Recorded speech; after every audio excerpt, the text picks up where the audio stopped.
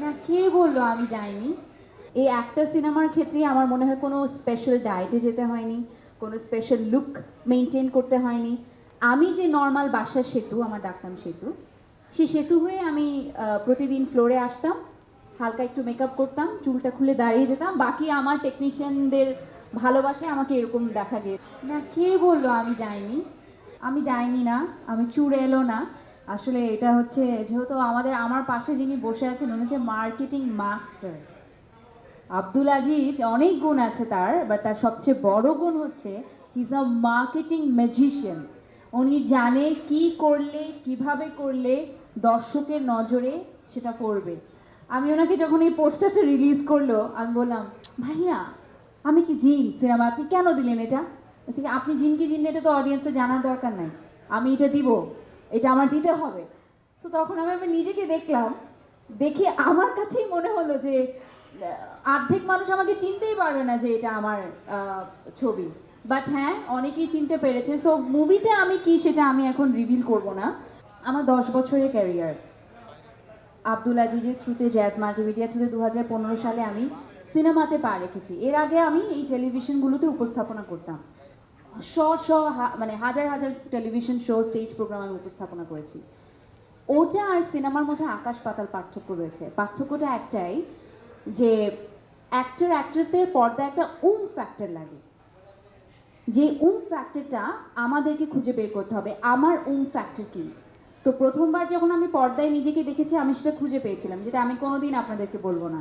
So প্রতি সিনেমায় আমি চেষ্টা করি আমার যে ফ্যাক্টরটাকে আছে সেটাকে আমি ডিফারেন্টভাবে ক্যাশ করার জন্য। জিন 3 এর জন্য যেটা স্পেশালি আমি করেছি সেটা হচ্ছে রোমান ভাই এবং আজিজ ভাই আমাকে বলেছে আমরা একটা গার্ল নেক্সট ডোর লুক চাই, যেটা কমার্শিয়াল মুভিতে ফারিয়াকে কখনো দেখেনি। আমি পাতাল ঘর করেছি, ওপার বাংলায় ভয় করেছি, যেগুলো আসলে সেভাবে হলে রিলিজ হয়নি, সে কারণে অনেকেই দেখেনি। সেখানে I have a very girl next door look, but বাংলাদেশের জন্য দেশীয় সিনেমায় আমার কখনো হয়নি সেভাবে। তো this is my first time. সবসময় আমি সিনেমার আগে একটা ডায়েটে চলে যাই, I need to look in a certain way. কারণ কমার্শিয়াল সিনেমায় গান থাকে, একটা একটা একটা ভিন্ন ধরনের একটা লুক থাকে। বাট এই প্রথম সিনেমা আমি পেট পুড়ে খেয়েছি, ভাত খেয়েছি, বিরিয়ানি খেয়েছি, যখন যেটা, মানে আম্মুর সকালে নাস্তায় ডিম ভাজি রুটিতে মানানি, কারণ আমার ওয়েটস নিয়ে টেনশন করতে হয়নি। I rather focused on my performance on screen. এই একটা সিনেমার ক্ষেত্রেই আমার মনে হয় কোনো স্পেশাল ডায়েটে যেতে হয়নি, কোনো স্পেশাল লুক মেনটেন করতে হয়নি।